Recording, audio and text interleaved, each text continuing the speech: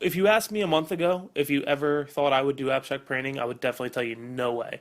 I had very little respect for it. I would go into art galleries all the time and see this stuff and just be just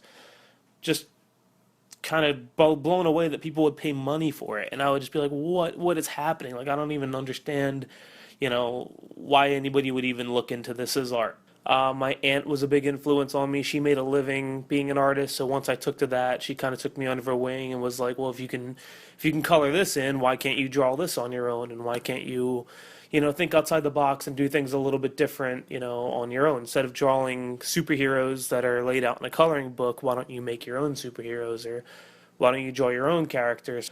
I met this professor at Rowan who, really got inside my head as far as like letting your mind go. He explains it as that's like how to figure out like through life. Life is just experiences and you reacting to certain situations. There's not a whole lot of planning sometimes like that goes into different things you're doing. And if you can think about all that stuff while you're doing the abstract painting and kind of get lost in it, and then it starts to kind of take its own thing. If you go into it and you're like, oh, I want it to look like this, and you start making lines and moving towards something, then you're not doing abstract painting anymore. You're doing, you're making an illustration or something. So it was something I always did. So I never looked at myself as an artist. It was just what I did. It was just, I drew all the time. I constantly was taking pictures. I was constantly painting. It wasn't like I wanted to be an artist. It's just who I was.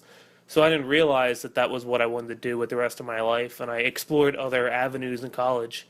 But once I got into like the job market, I realized it wasn't what I wanted to do, and that's what kind of led me back into being an artist and being like who I was supposed to be, and finding what it is that made me happy in life, not just following the steps that everybody does. Like, you go to high school, you get a job, you have a family, you move on. I wanted to do something that actually made sense and was worthwhile for myself. So that's what led me back to doing this stuff.